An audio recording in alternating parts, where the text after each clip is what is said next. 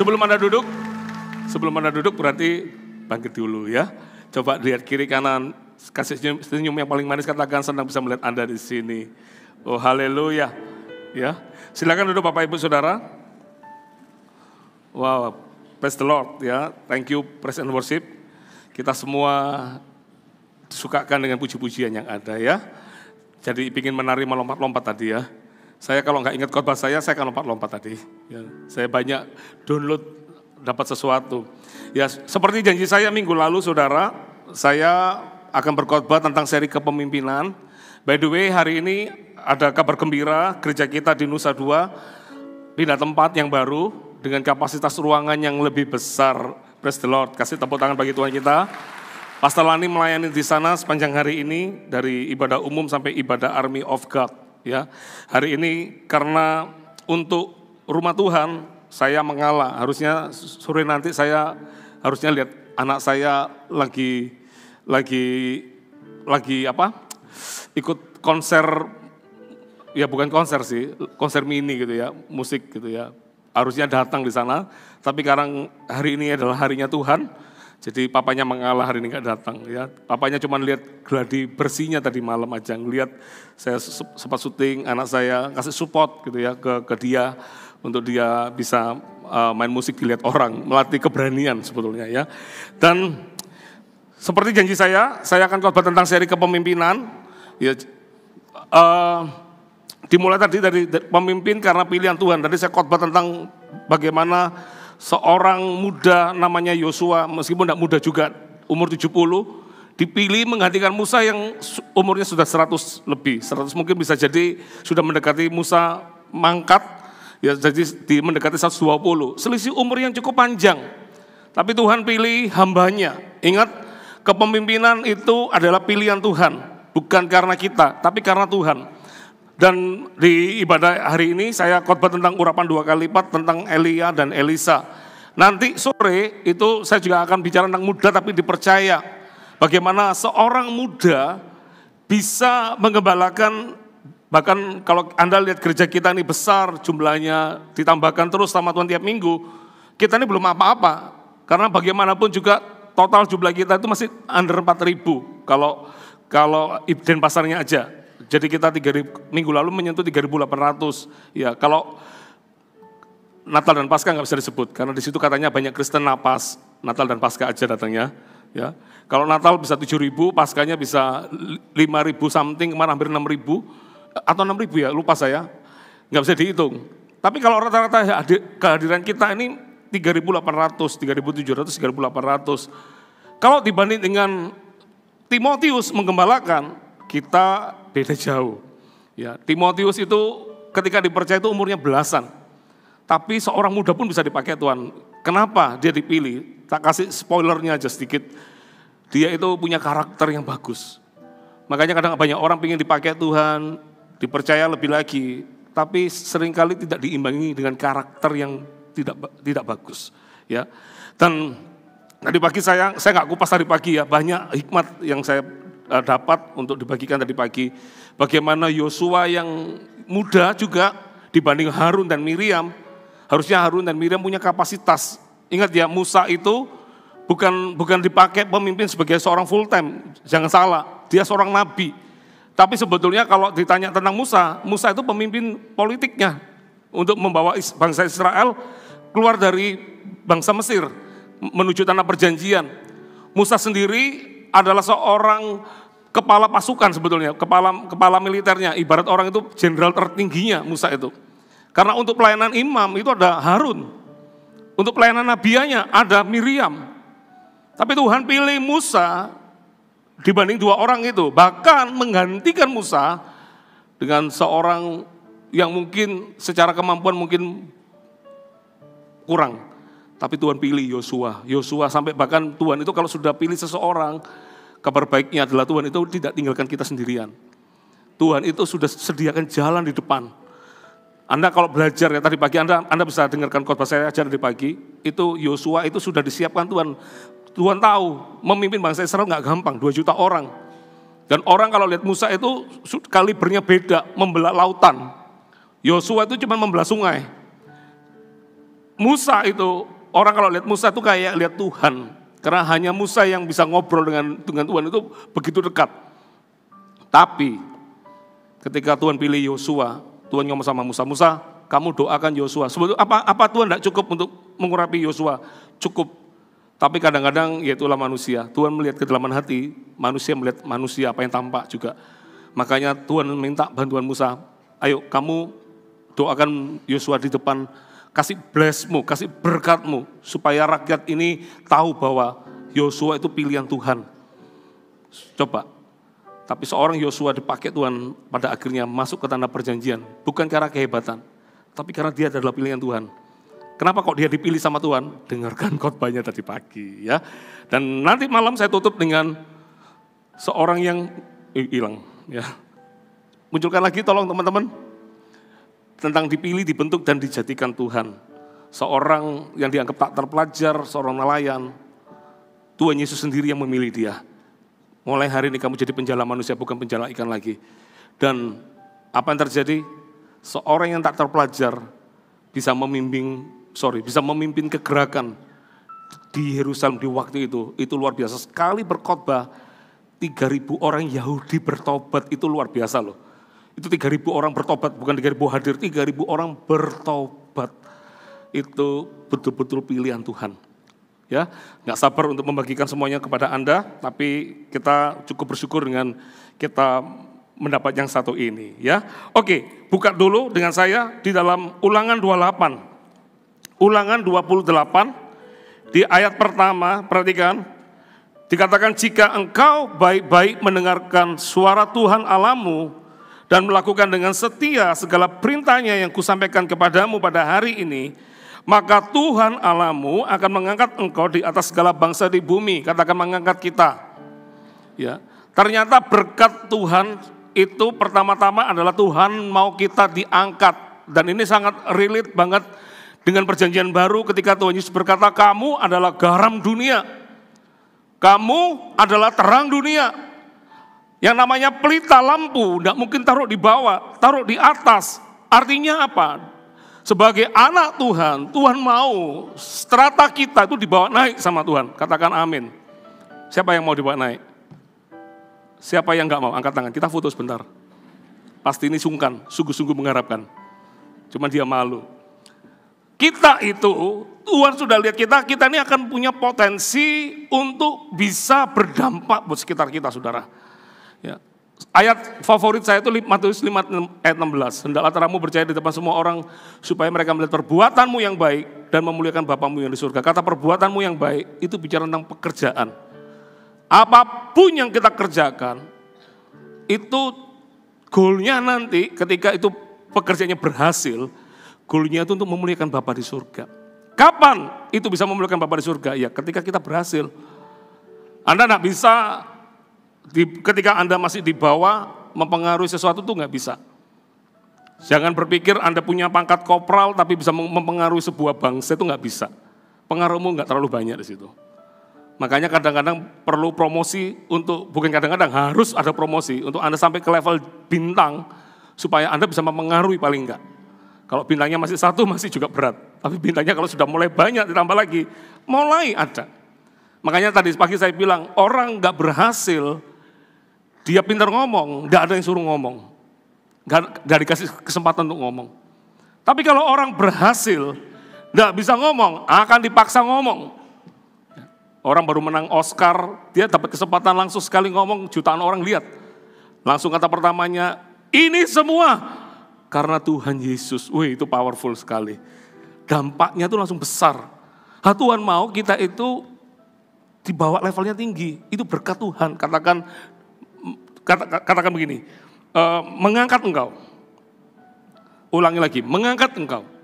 Salah satu berkat itu adalah mengangkat engkau. Saya ulangi lagi ya, jika engkau baik-baik mendengarkan suara Tuhan Allahmu dan melakukan dengan setia segala perintahnya yang kusampaikan kepadamu pada hari ini, maka Tuhan Allahmu akan mengangkat engkau di atas segala bangsa di bumi.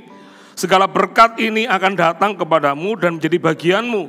Jika engkau mendengarkan suara Tuhan Allahmu, ayat 3 perhatikan, diberkatilah engkau di kota dan diberkatilah engkau di ladang. Kalau Anda baca ayat-ayat di bawah, diberkatilah buah kandunganmu, Musuh-musuhmu pun akan berserak ketika menghadapi engkau. Ada banyak ditulis berkat ketika kita sungguh-sungguh mencari Tuhan. Dan salah satu berkat, coba kita lihat ayat 13. Perhatikan, ketika kita sungguh-sungguh mengasihi Tuhan, takut akan Tuhan, dikatakan begini, Tuhan akan mengangkat engkau menjadi kepala dan bukan menjadi ekor. Engkau akan tetap naik dan bukan turun. Apabila engkau mendengarkan perintah Tuhan, Allahmu yang kusampaikan pada hari ini, kau lakukan dengan setia. Rupanya salah satu berkat yang kita bisa dapatkan ketika kita mengasihi Tuhan adalah berkat menjadi seorang pemimpin. Coba bilang kiri kanan, kalau ngomong pemimpin nggak boleh alergi ya. Berapa banyak kalau ngomong kepemimpinan, aduh jangan saya. Harusnya kalau pas kamu ya jadi pemimpin, langsung Anda berkata, hanya ini Tuhan persembahanku. Ngomong, aku enggak bisa loh, tapi aku mau dibimbing ya. Terimalah Tuhan permohonanku. Pakailah, kok betul ya? Sebagai alatmu. Oh salah kan? Anda ngajak ke situ, itu akhir at the end-nya itu.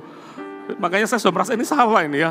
Tapi enggak apa-apa deh, hanya ini Tuhan permohonanku, terimalah Tuhan persembahanku, pakailah hidupku sebagai alatmu seumur.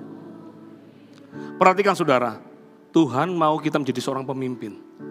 Karena itu adalah salah satu berkat yang Tuhan sudah janjikan untuk kita.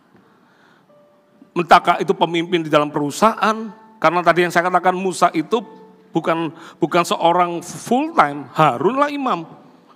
Dia pemimpin politik di waktu itu. Entahkah kita menjadi pemimpin di dalam pelayanan, CGL, Coach TL, bahkan gembala. Itu adalah berkat yang Tuhan berikan kepada kita. Makanya saya kasih tahu kepada Anda semua, jangan alergi dengan yang namanya kepemimpinan. Aku enggak mau memimpin, enggak mau. Tapi orang yang memimpin Anda cibirin terus. Sebetulnya kalau Anda ketika mencibir itu apa sih alasannya? Pasti iri hati. Karena Anda enggak dipilih. Teman Anda yang dipilih. Makanya kita mencibir, kita mencemooh, kita ngomongin. Hati-hati ya. Saya katakan tadi, Harun dan Miriam sebetulnya dia enggak punya ambisi untuk jadi pemimpin utamanya. Enggak ada motivasi, enggak ada ayat yang menyatakan itu. Tapi dia menjadi persoalan ketika dia mulai tidak menghargai otoritas yang Tuhan sudah kasih dalam hidupnya. Harun dan Miriam itu tidak menghargai otoritas. Apa buktinya? Ketika Musa melakukan kesalahan dengan mengambil istri dari orang Kus ya, kalau saya nggak salah, dia mengambil istri dari orang yang tidak dari yang seharusnya. Dia bersalah. Harun dan Miriam menyentuh otoritasnya. Sampai-sampai dikatakan di dalam firman Tuhan bikin annual meeting. Isinya siapa? 3 orang diundang langsung. Dikatakan mendadak atau tiba-tiba. Pokoknya langsung diajak pertemuan 3 orang itu. Harun, Miriam, Musa. Langsung Tuhan ngomong sama Harun dan Miriam. Kalau aku ngomong sama Nabi aja pakai perantaraan, pakai perumpamaan. Tapi kalau aku ngomong sama hambaku ini, Musa, tidak perlu pakai perumpamaan. Tidak pakai perantaraan. Langsung ngomong, tutup poin. Langsung face to face, bertemu muka dengan muka. Meskipun Musa nggak pernah lihat mukanya langsung, bahaya. Nggak bisa lihat belakangnya Tuhan. Hanya Musa yang sedekat itu sama Tuhan. Langsung di waktu itu juga Miriam mengalami kusta 7 hari. Tuhan masih baik sama Miriam. Makanya hati-hati. Kalau Anda belum jadi seorang pemimpin, jangan melanggar otoritas yang Tuhan sudah kasih di hidup Anda. Ya. Kalau Anda lakukan itu, Anda tidak sedang mendukakan pemimpin atau manusia. Tapi lebih dari itu, karena kepemimpinan itu darinya dari Tuhan. Makanya saya katakan, salah satu berkat yang Tuhan janjikan adalah menjadi seorang pemimpin, saudara. Sampai di sini bisa tangkap sesuatu enggak, saudara? Halo. Karena kepemimpinan kalau Anda belajar semua nanti, itu semua pilihan Tuhan semua. Baik Timotius, mungkin Anda tanya ayatnya di mana, nanti saya kasih tahu ayatnya. Kalau mungkin Anda berkata, Petrus, pasti dia sudah dipilih oleh Tuhan Yesus.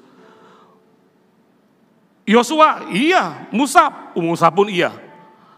Elia iya, Elisa pun iya. Lah kita akan lihat dari Elisa menerima urapan 2 kali lipat. 1 Raja-Raja 19 ayat 16. Anda semangat untuk dengar khotbah ini? Siapa yang percaya Tuhan bisa bawa kita naik terus tidak turun, menjadi kepala dan bukan ekor? Kasih tepuk tangan bagi Tuhan kita. Ya. 1 Raja-Raja 19 ayat 16. 1 Raja-Raja pasal 19 ayat 16. Saya bacakan buat Anda. Ini ketika cerita habis Elia itu pingin mati, ya. Ternyata Nabi hebat pun juga pernah stres gara-gara ya Isabel, ya. Sebel terus jadinya. Ketika dia diteror sama Isabel, Elia sudah pingin mati. Ya, mungkin Elia sudah waktunya diganti, ya.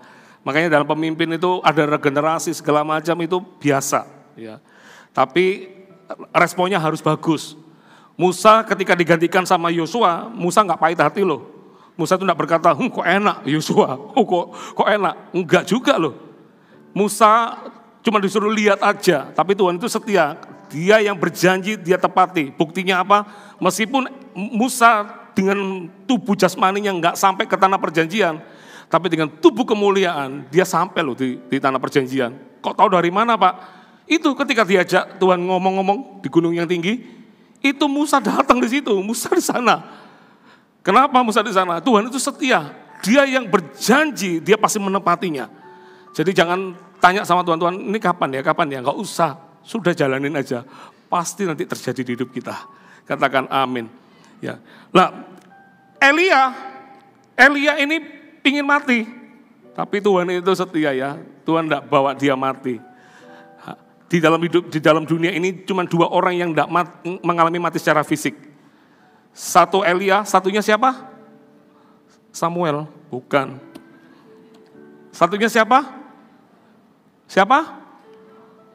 Henok, betul. Henok. Kenapa dia enggak mati? Iya, dia hoping Tuhan. Dia sahabat karibnya Tuhan. Tiba-tiba sama Tuhan diajak jalan. Cuman kalah istimewa sama Elia, karena Elia naik kereta.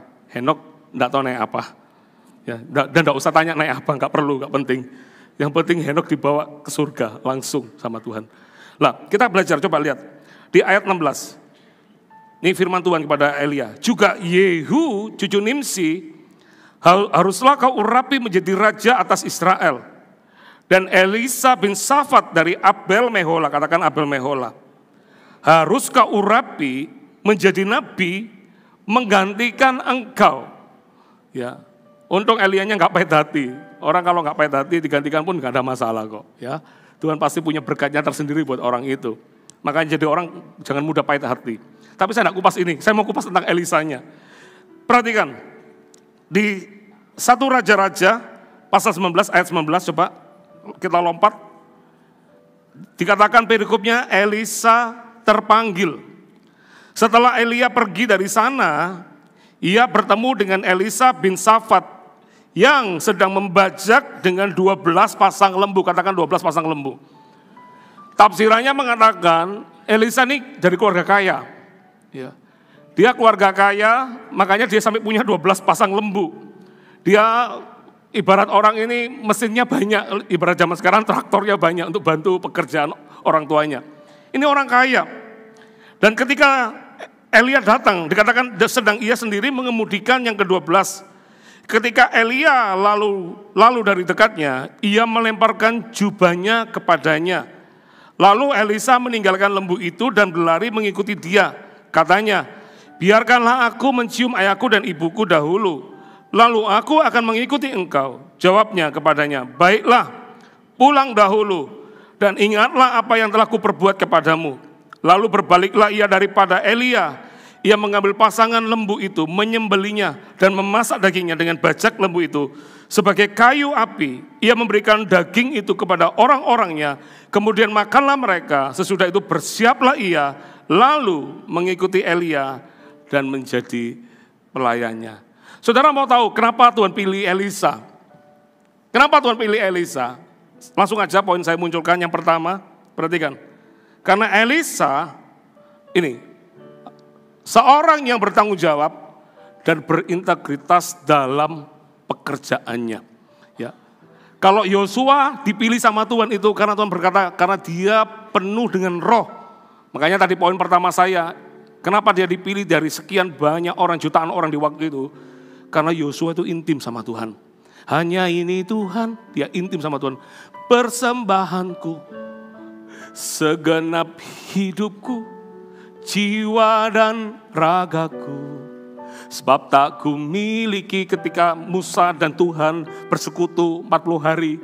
Sedangkan orang-orang Israel gempar di bawah, mereka lebih baik kita, mana Musa kok gak turun-turun. Mereka gak setia, mereka menabur emasnya untuk buat lembu emas pada akhirnya.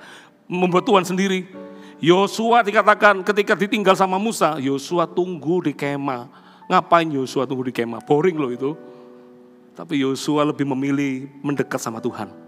Orang kalau mendekat sama Tuhan, meskipun mungkin dunia gak lihat, mungkin orang gak tahu kita, Tuhan bisa lihat kita loh di kedalaman itu. Makanya Tuhan Yesus ajarkan, kalau kamu berdoa, masuklah pintu, tutuplah pintu. Berdoa sendirian, Bapamu di tempat tersembunyi, Dia yang mengubah hidupmu. Mungkin Anda berkata, kapan promosiku tiba, kapan ini terjadi dalam hidupku, kapan aku bisa dibawa Tuhan naik. Bagaimana mungkin seorang gembala, 2-3 ekor kambing domba, yang tidak punya pengalaman militer, jadi raja Israel. Prosesnya panjang, jadi pemimpin itu ada prosesnya. Setia dengan proses itu, Tuhan itu menepati. Bagaimana mungkin seorang Yosua, bujang, yang cuman bujang pembawa senjatanya Musa. Yosua itu juga panglima perangnya, tapi dia lebih banyak waktu untuk melayani Musa. Bagaimana bisa mungkin dia bisa menjadi pemimpin menggantikan Musa yang memimpin 2 juta orang, itu gak gampang. Pilihan utama aja gak berhasil, apalagi aku. Tapi ketika kita setia sama Tuhan, intim mencari Tuhan, Tuhan pun bisa menemukan kita, saudara. Lah Elisa ini, Tuhan gak ngomong apa-apa, cuman berkata, nanti kamu rapi ya, si Elisa ini menggantikan kamu. Tapi saya bisa dapatkan banyak alasan di sini, kenapa dia bisa dipilih. Ini yang pertama tadi, coba kembalikan lagi. Seorang yang bertanggung jawab dan berintegritas dalam pekerjaannya. Kenapa saya katakan berintegritas dalam pekerjaannya? Ayat 19 perhatikan. Elisa bin Safat, ayat 19 ya, pasal 19 ayat 19. Elisa bin Safat yang sedang membaca dengan 12 pasang lembu, sedang ia sendiri mengemudikan yang ke-12. Ia sendiri mengemudikan yang ke-12. Kenapa ini ayat muncul? Ini kan anak orang kaya. Biasanya kalau anak orang kaya, apa yang dilakukan? Tinggal suruh-suruh. Anda enggak bertanya, enggak iseng, tanya gini, ini ngapain Elisa ikut membajak, ikut bawa yang ke-12? Kenapa dia diam aja tinggal merintah, atau dia sambil tidur dengarkan musik, terus biarkan karyawan papaku banyak. Kan ada 11 yang lain itu. Pasti papanya juga punya karyawan yang lain. Ini orang tanggung jawab. Tuhan itu suka dengan orang yang bertanggung jawab dengan apa yang dipercayakan dalam hidupnya. Daud memang tidak menjadi tokoh utama sepanjang hari ini. Daud pun itu dikatakan dia mengembalakan 2-3 ekor kambing domba. Kenapa Tuhan kasih ayat itu untuk kita baca? Sebelum dia membawa rantangan, bawa makanan, berti gandum kepada kakak-kakaknya, Daud itu gembala 2-3 ekor kambing domba. Daud itu pun excellent dalam pekerjaannya. Ketika singa datang, singa dilawan sama Daud. Tidak dibiarkan satu domba papanya itu mati. Ini orang integritas.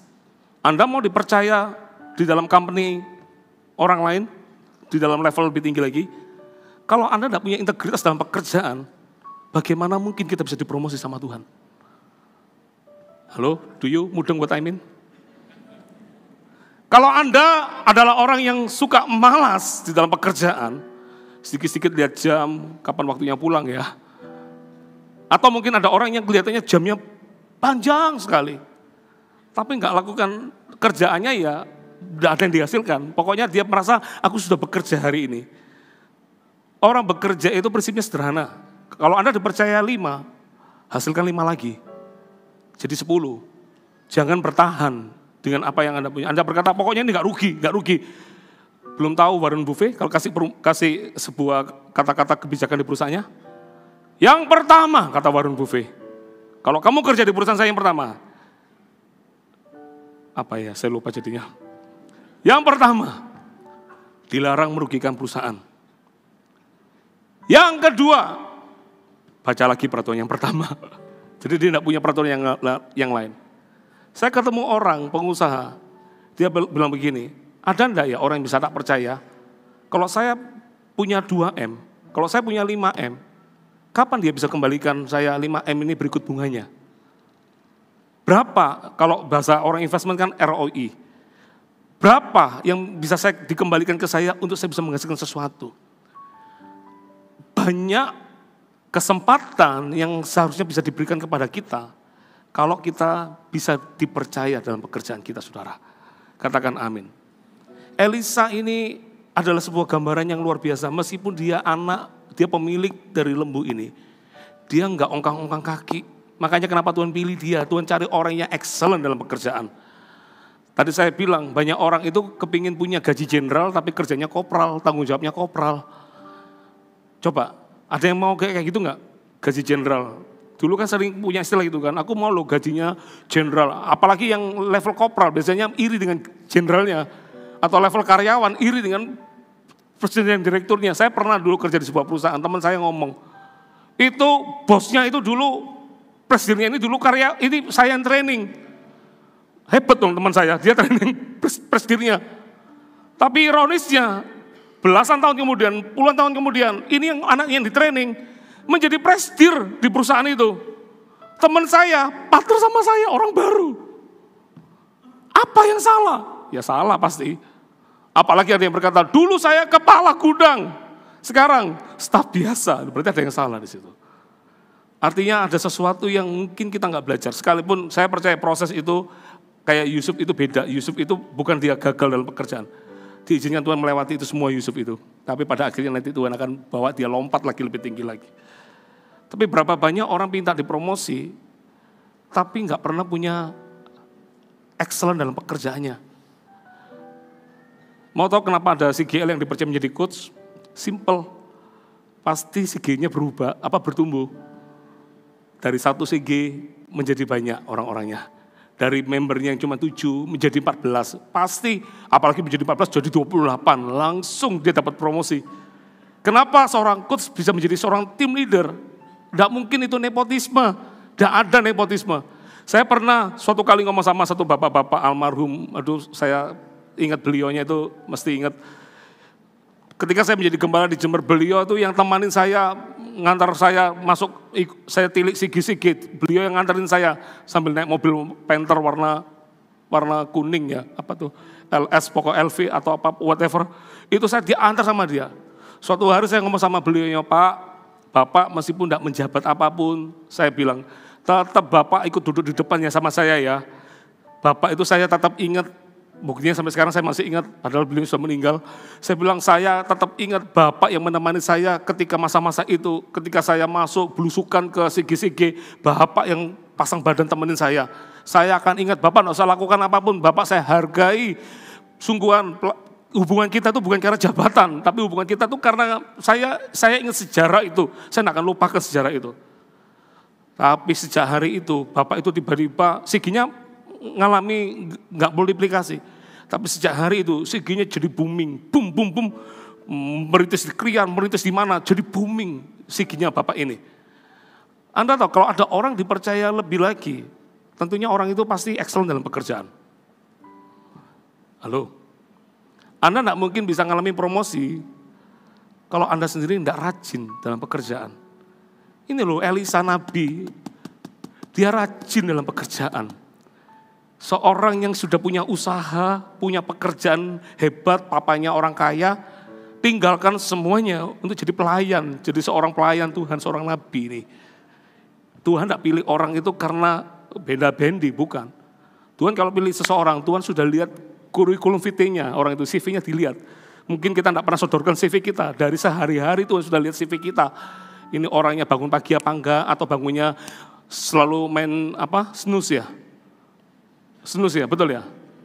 Snooze atau dismiss. Atau singkirkan handphone kita. Gak perlu bangun lagi. Kalau Anda tiap pagi bangun tidur untuk Anda selalu snooze, besar kemungkinan promosi itu gak pernah datang kepada Anda. Karena Tuhan pilih orang yang sudah pagi-pagi sudah mencari Tuhan. Sorry ya, saya merasa menabrak ya khotbah saya ya. Saya tidak sedang menabrak siapa-siapa di sini, semua baik-baik saja. Tapi Tuhan itu sudah melihat CV kita tiap hari. Kamu jadi orang rajin enggak dalam pekerjaanmu? Halo? Ada orang rajin itu karena terpaksa. Kenapa? Ada jam kantor. Tapi para pebisnis itu, dia kalau enggak rajin, memulai usahanya sendiri, bagaimana dia bisa dibawa lebih lagi? Bagaimana bisnisnya bisa menjadi top of the top kalau dia enggak rajin untuk mengerjakannya? Elisa, seorang yang bertanggung jawab. Katakan bertanggung jawab. Halo, katakan bertanggung jawab. Siapa yang mau dipercaya Tuhan lebih lagi? Ingat, kepemimpinan itu berkat. Kalau Tuhan sudah percayakan kita kepemimpinan, itu berkat.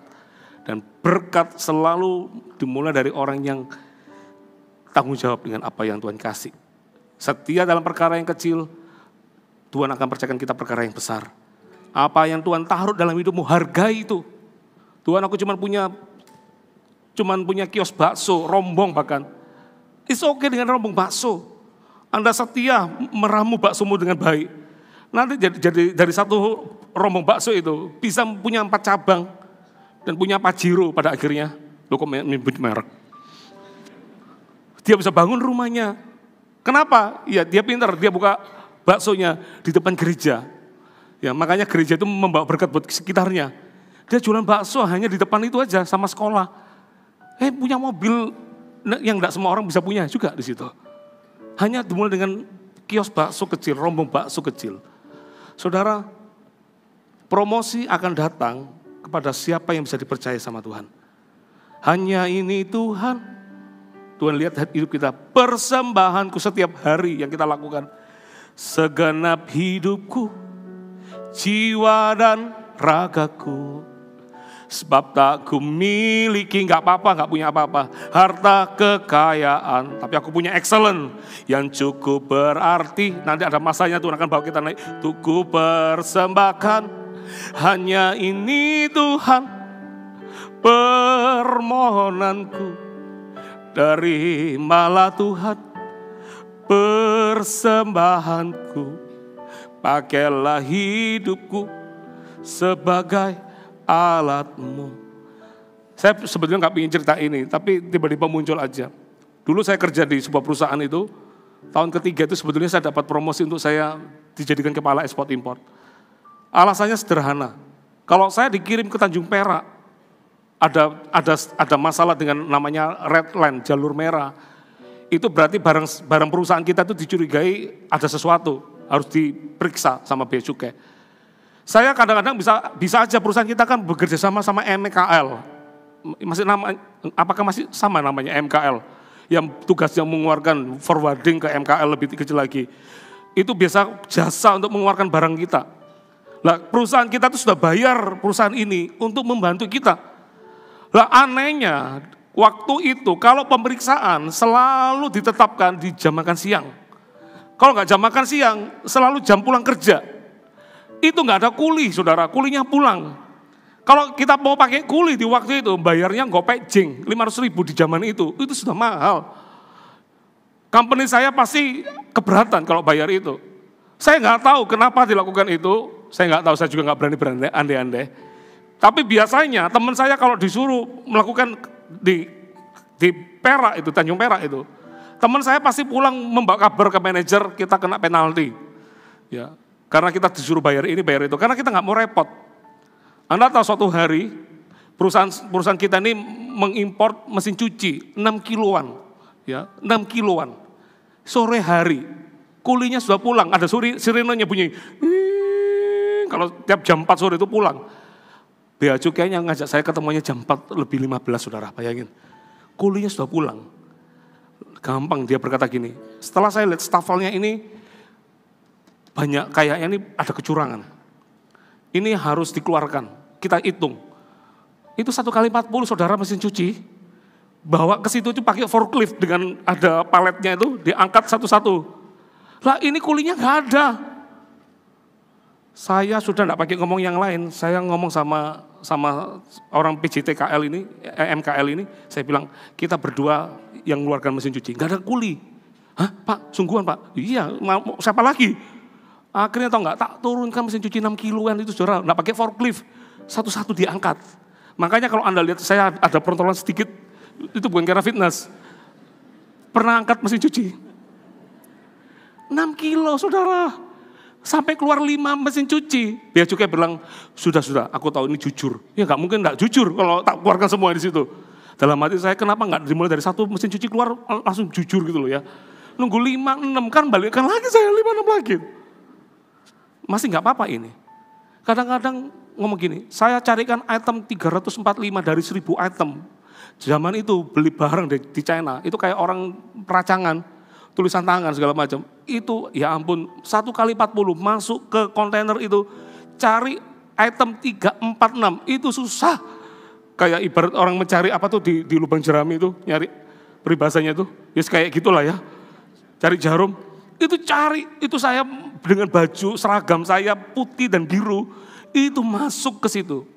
Bos saya tahu itu enggak? Enggak. Manajer saya tahu itu enggak? Enggak.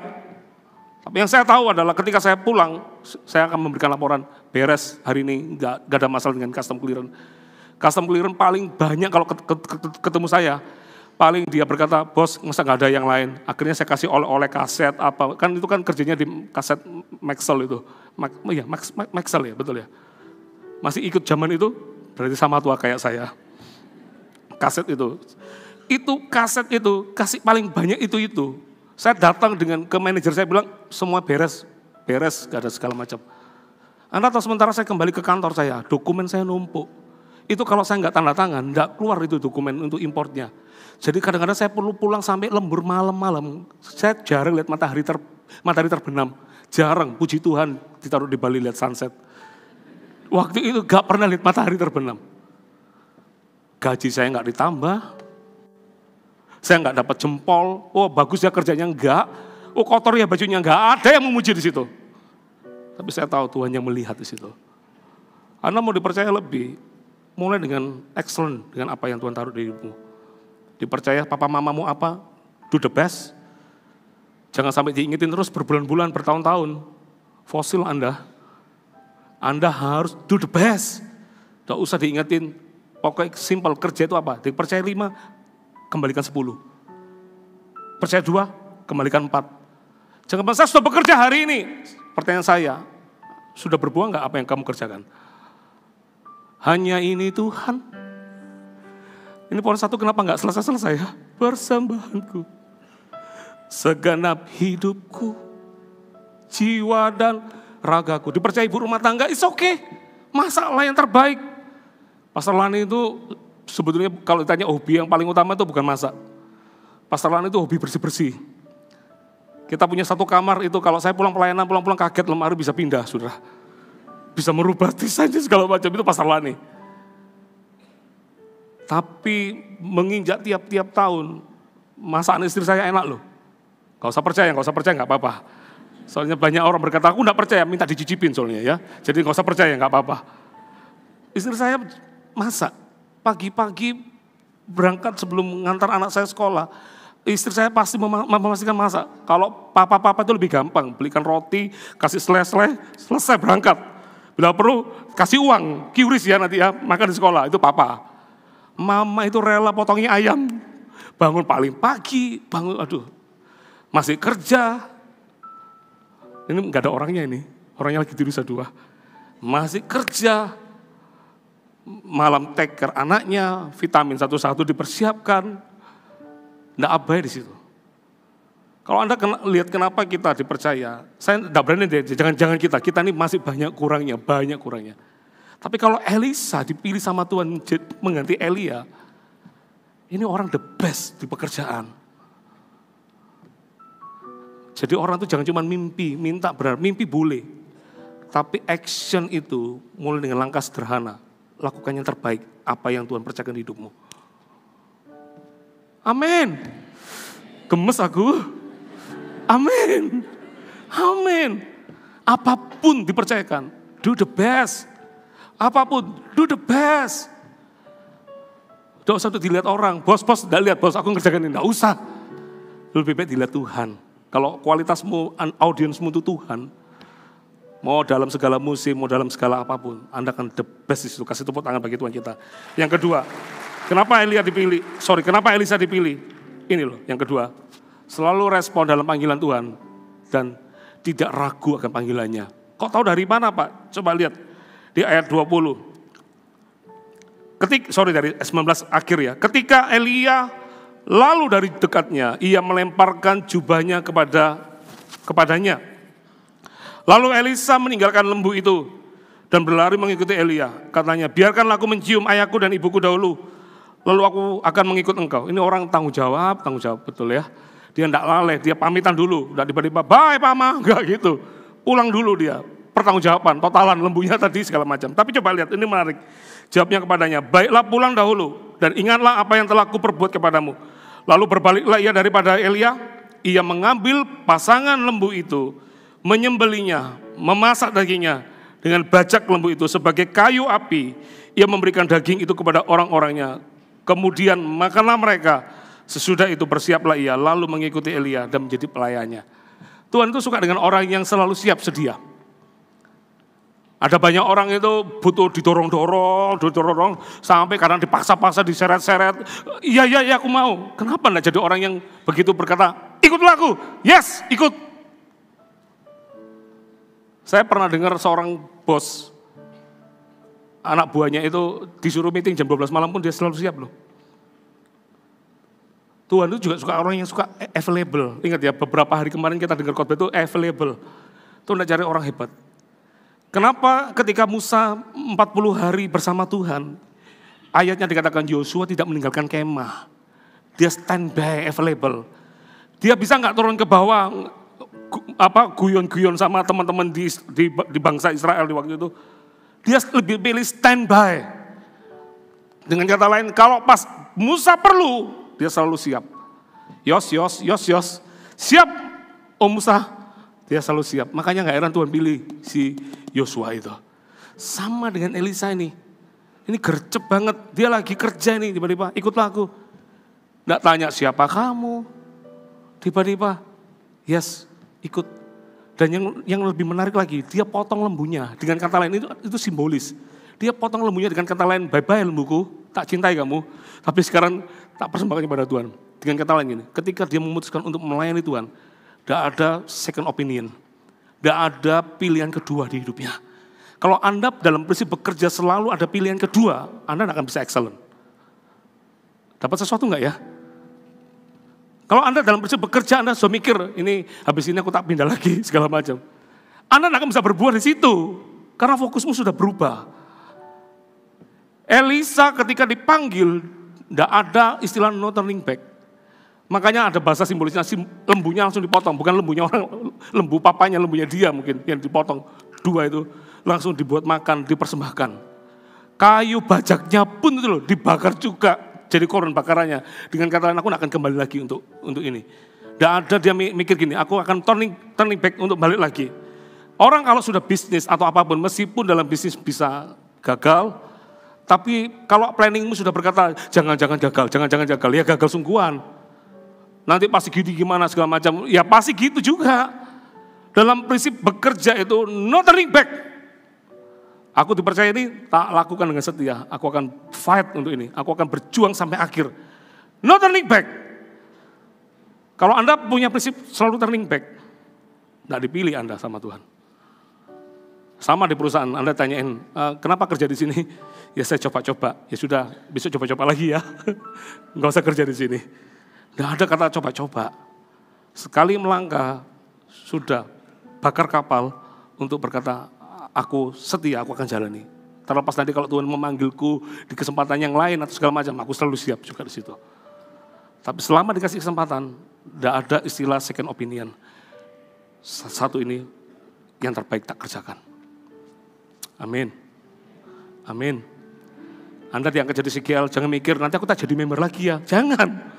CGL sudah pikirnya nanti dipercaya, kalau dipercaya ke coach, puji Tuhan, bukan ambisi, bukan. Siapa yang berbuah, siapa yang bisa dipercaya, pasti akan dipercaya lebih lagi. Tapi kalau Tuhan sudah panggil kita, ayo melangkah ya jadi pemimpin. Jangan jadi orang yang, jangan aku. Ini aku utuslah mereka, bukan. ini aku, jadilah seperti kehendak-mu. Tolong aku ya, mampukan aku. Tuhan itu menghargai orang begitu, saudara. Amin. Amin, saudara. Amin. Tidak ada no turning back. Dalam apapun, bangun pernikahan. Saya mesti, kalau di gereja kita ditanyain, menikah ini, apakah, pasti ada pertanyaan begini, di kuesionernya. Apakah Anda setuju dengan yang namanya perceraian? Jika iya, mengapa? Tanda tanya. Kalau ada orang berkata, saya menyetujui perceraian. Pasti tak tanyain sama saya, kenapa kamu tulis ini? Iya Pak, nanti kalau saya dipukulin, dihajar Pak, saya pasti akan cerai Pak sama orang itu. Loh ya, tapi itu beda case ya, segala macam. Ini kalau saya kupas ini jadi panjang ini, jadi pertanyaan lagi nih. Kok ngapain kasih ilustrasi ini ya? Terlanjur ya. Saya bilang, kalau kamu menikah sudah punya bayangannya nanti akan berpisah, ngapain kamu punya bayangan begitu? To become one, makanya bersyukur anak Tuhan. Kita diizinkan hanya menikah sekali. Dibentuk untuk sama-sama berubah menjadi lebih baik. Nggak ada option, kalau nggak cocok sama ini, aku cari yang lain. Pernikahan kayak begitu, nggak akan bahagia, percaya saya. Karena dia sudah punya pikiran untuk bercabang. Saya ketika memilih Pastor Lani, apakah nggak ada prosesnya? Banyak. Apakah Pastor Lani nggak kena proses sama saya? Banyak, lebih banyak lagi. Ya, kalau hari Senin itu kalau ngomong apa yang kamu tidak suka aku lakukan, kalau sama-sama kita buka ruang itu, saya laki-laki itu cuma satu, aku maunya kamu ini. Tapi kalau istri, banyak daftar listnya. Aku tidak mau kamu ini, banyak. Tapi karena kita sudah komitmen, saya ngomong sama beliaunya ini, kalau nanti aku tidak bisa melakukannya, tapi tak jadikan bucket listmu ya, nanti pasti akan aku genapi itu. Kenapa? Ya karena kamu meter buat saya. Kamu tuh berarti buat saya. Kenapa dia berarti? Sejak ketika kita masuk dalam pernikahan, begitu menginjak altar, kita sudah ngomong, tidak ada no turning back pernikahan. Sekali untuk seumur hidup. Melangkah bersama-sama. Makanya dibentuk, dalam pembentukan proses itu tidak ada kata mundur. Yang ada adalah kata maju. Kata maju, makanya saya katakan bertambah usia pernikahan kita, 15 tahun, 22 tahun. Kita merasa semakin lebih dekat, lebih intim. Aduh, yang berubah di kita tuh rambut saya berubah, berkurang, umurnya berubah. Tapi kalau cintanya membara. Ini kok khotbah BSM jadinya? Ya, cintanya itu membara. Kenapa? Karena ketika kita berkata, yes I do. Tidak ada kata mundur ke belakang. Proses itu tidak buat kita jadi gencatan senjata, enggak ngomong, enggak.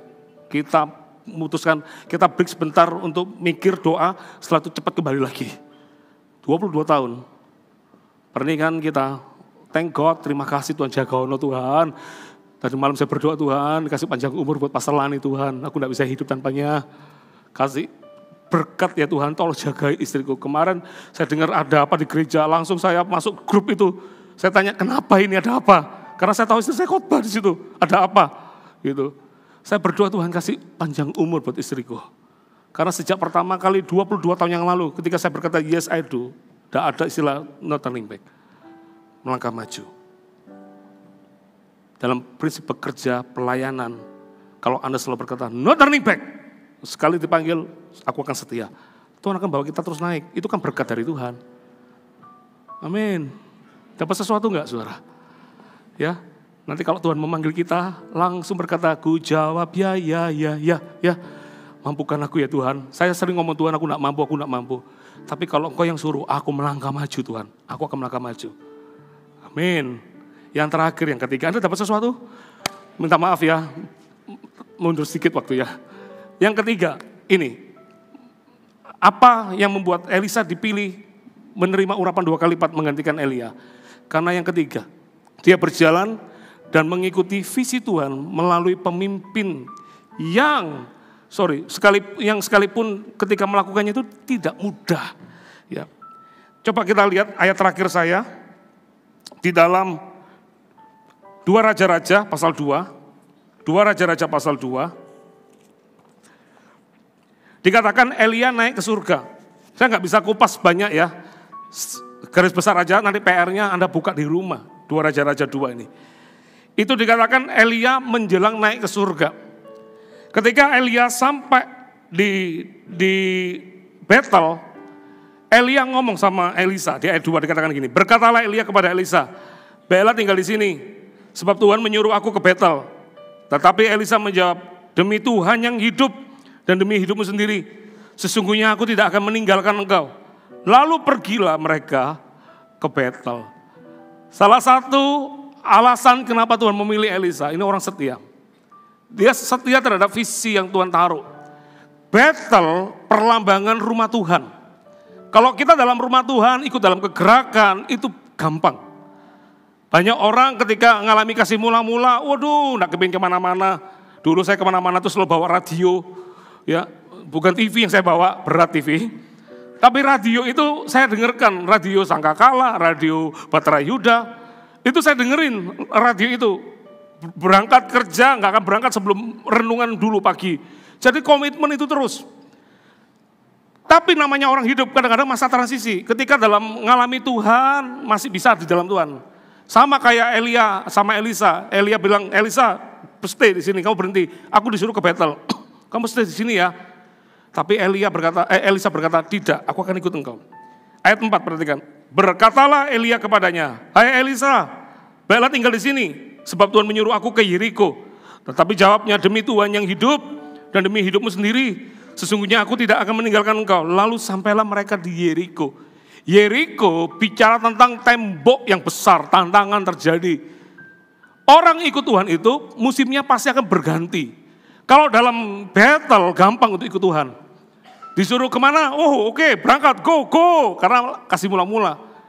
Tapi begitu sampai di Yeriko ngalami tantangan. Banyak orang itu berhenti di tengah. Dulu cinta Tuhan, sekarang sudah enggak lagi. Kenapa?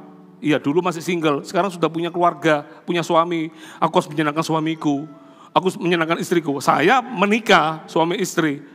Ada lagi yang mungkin kalau masih suami istri masih enggak apa-apa. Punya anak, enggak punya waktu. Saya punya anak, saya masih bisa melayani Tuhan. Oh iya Pak Samuel kan full time. Kami dua-dua sama-sama full time, enggak gampang loh kerja. Itu segala macam. Kita juga di Mawar Saron punya jam kantor yang punya ceklik juga. Kalau telat itu sudah ada tulisannya late attendance 1 kali, warnanya merah lagi supaya kelihatan tuh telat tadi itu. Late attendance 2 kali. Saudara, apa yang saya mau kasih tahu? Banyak orang itu berhenti ketika dalam tantangan. Belajar kayak Elisa, mau musim tantangan terjadi, go maju terus. Aku ikut engkau. Ada banyak orang itu kalau mau lihat orang setia itu gampang. Ketika dalam masa susah, dia masih bisa ikut kita enggak? Kalau banyak roti, terus orang mendekat, gampang. Banyak roti, otoritasnya di orang itu, terus orang itu tiba-tiba ngikut dia. Wah, puji-puji, kamu ganteng loh, kamu cakep. Ya, ada maunya. Itu biasa semua orang bisa lakukan. Tapi di masa susah, tantangan, orang itu masih bisa berkata, aku ikut engkau. Aku akan mengiringmu. Aku akan bersamamu.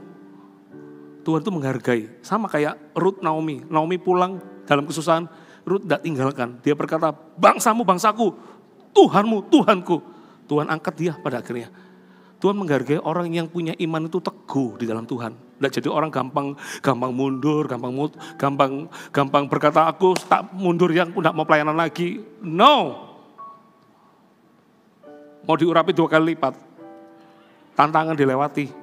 Bilang kiri kanan, tantangan harus dilewati. Amin. Sudah gak sabar untuk makan siang ini. Saya juga ingin makan siang ya. Tantangan itu harus dihadapi. Kita gak berhenti di Yeriko. Di ayat 5, ayat terakhir.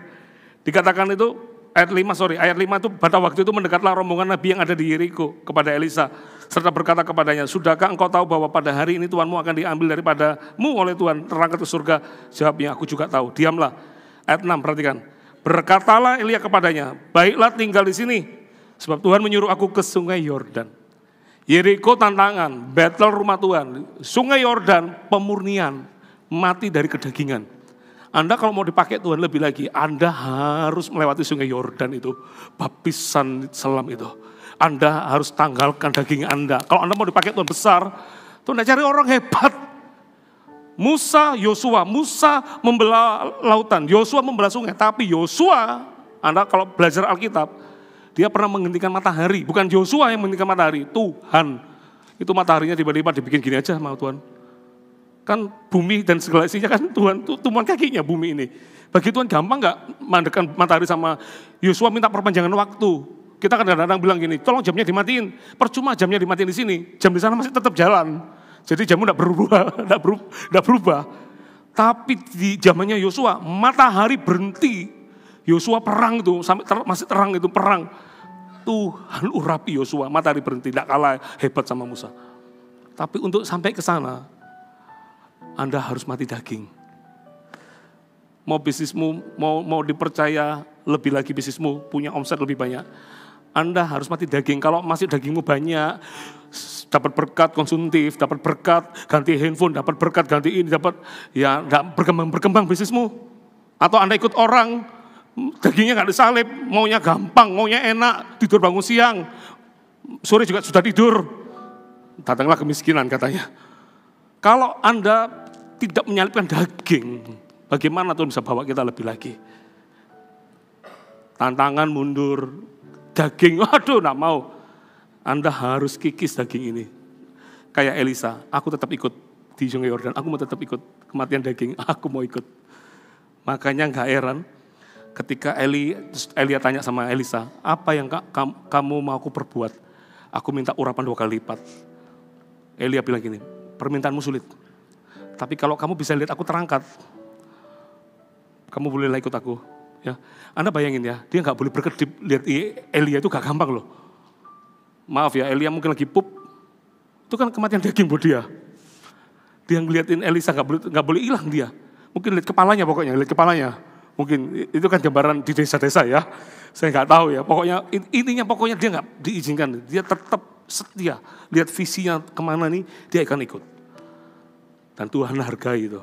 Makanya ketika Elia terangkat ke surga, Elisa bawa jubahnya Elia, dipukul. Tahu kata-kata pertamanya apa? Di manakah Allahnya Elia? Kenapa ada Allahnya Elisa? Dia tahu urapan itu dari atas kepala turun ke janggut, ke jubah. Dia tidak tanya Allahnya dia belum melihat mujizat itu. Di manakah Allahnya Elia? Dia pukul itu Sungai Yordan terbelah. Dia berjalan. Anda tahu? Ketika dia lakukan itu, kalau Anda melihat sejarah dalam Elisa, banyak ditulis tentang mujizat. Dia bikin kapak yang berat itu, bisa muncul jadi batu mengapung dengan kayu yang dilempar. Itu banyak mujizat. Dimulai dari mana? Ketika dia berjalan dengan visi Tuhan. Tuhan itu sudah provide, sudah sediakan. Ketika kita berani melangkah, Tuhan sudah sediakan. Ada banyak mujizat yang Tuhan nyatakan di situ. Dan yang ironis, 50 nabi yang tadi kita baca, harusnya dia dapat urapan. Paling tidak kecipratan lah. Kenapa mereka nggak dapat cipratannya? Karena dia cuma lihat dari jauh. Cuma lihat tok. Kamu tahu? Iya kamu tahu. Makanya Elisa berkata, diam. Aku tahu, kamu udah kasih tahu, aku tahu. Tapi Elisa nggak cuma diam. Elisa terus berjalan, ngikutin kemanapun Tuhan suruh dia berjalan. Makanya nggak heran. Ketika tiba waktunya urapan diturunkan. Dia adalah orang yang paling available untuk diurapi Tuhan. Mau diurapi 2 kali lipat? Mau diurapi 2 kali lipat. Yang pertama, coba munculkan poin saya 3-3-nya. Arsan, belum. Oke, ini. Tanggung jawab dengan integritas apapun yang Tuhan percayakan. Sekolah, kerjaan, tanggung jawab. Yang kedua, respon dalam panggilan Tuhan dan panggilannya. Disuruh apa? Selalu yes.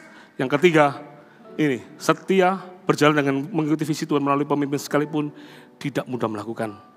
Kalau Anda setia, saya percaya Tuhan akan bawa kita semakin luar biasa. Kasih tepuk tangan bagi Tuhan kita, mari kita bangkit berdiri.